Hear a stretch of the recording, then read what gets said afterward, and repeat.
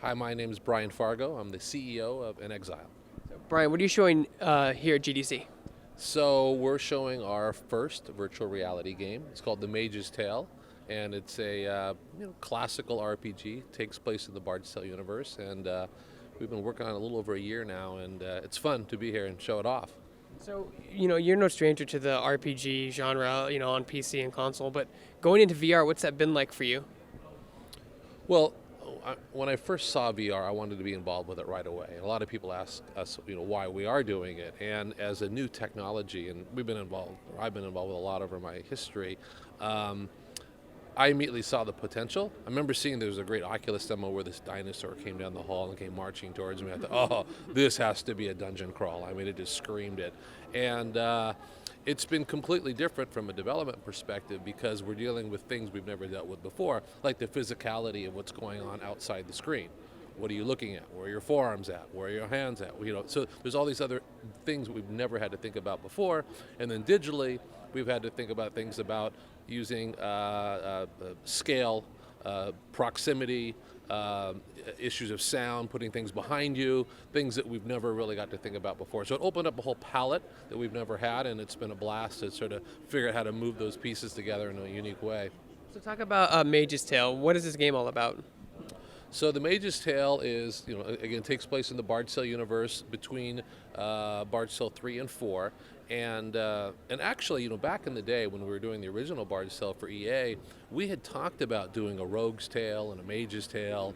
And so kind of funny that we're now finally getting an opportunity to do it. But you're a wizard, your master's been kidnapped, and so you are having to learn the arts of magic quickly and in order to save your master. And so it's the classic sets of a dungeon crawl. You're going to be exploring, getting lost, magic mouse, solving puzzles, combat, and then you are sort of leveling up. You'll be leveling up with classical stats, and then you're going back into the lab and you're creating spells, completely custom spells. It's thousands, or we don't know what the number is. We're going to have to work on the math on that, but you can work different combinations of spells out to do really unique and sort of personalized effects. It's a real visual tour de force also, and it's like you're finally in the dungeon, and I love to talk about how when I first started playing games, it was Dungeons and Dragons, and the dungeons was on graph paper, and then we all played Wizardry. It was that little black and white in the corner, and then Bard's Tale was color, and then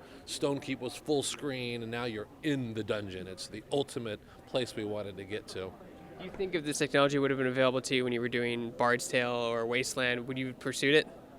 Absolutely. I mean, I don't know how anybody couldn't look at this technology and not want to jump in. And a lot of people, I'm always tweeting about VR and thinking, why do you keep talking about VR? If you've experienced it and really had some great experiences, and I've had playing some other games, Chronos was wonderful. I had a great time with that. Arizona Sunshine, I love playing all these other games because they get you involved in an emotional way that I've not ever had before.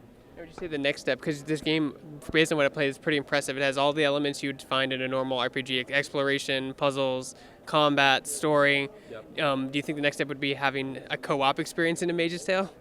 Quite possibly. I mean, co-op is also an equally as fun an experience in VR. I mean, we're going to keep experimenting and playing with different things, and co-op's a possibility. Do you think the Wasteland universe would cater well in the VR space? I'm sorry? Do you think the Wasteland universe would cater well in the VR space? Absolutely. I mean, I think, post-apocalyptic, trying to survive out there and in a world of chaos and no laws, yeah, that's always a good time. What's been the biggest challenge for your studio when entering this VR space and trying to make a game that does so much? Well, one of the things I wanted to first set out to do was to make a real game, a 10-plus hour experience. I think one of the things early on with VR, there was a lot of experimentation. There were things where you'd play them for 20 or 30 minutes and be unlikely to go back, right? But it was a great experience.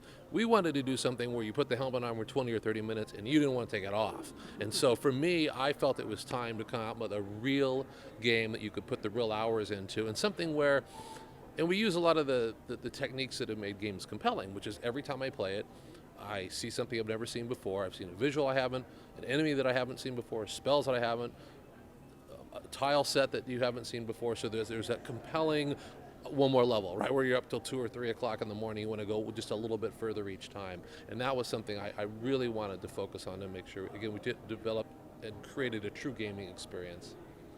Now, what has Oculus provided in terms of tech and support to help make your game a reality?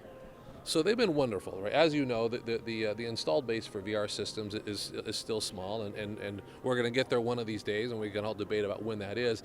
And they've been great because they've helped to finance us to help create something that's more ambitious than we ever could have done so on ourselves. And it comes out first on the Oculus, and we'll come out with other formats later.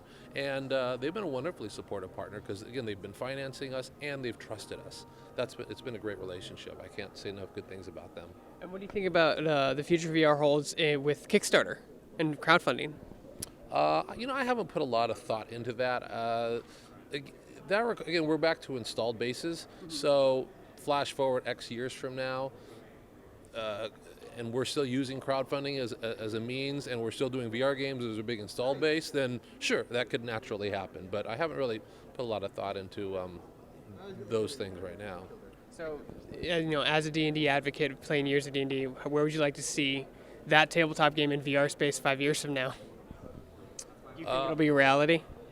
Well, I mean, there's different ways to go about it, right? I mean, there's a part of D&D that is more the tabletop side where you're looking down on the miniatures and you're moving them around. I think there's going to be that experience, which is still great. I mean, it's very compelling to see little guys moving around doing your bidding, and so I can imagine that, and it's more of a social experiment. But I think we're going to start dialing up in the same way, kind of the dungeon crawls and classic role-playing games, where the thing that makes VR very unique than a typical PC game is the presence is everything. That you have to make the player feel like they're in the environment, and when they try things, that it pays off, even if it's small things.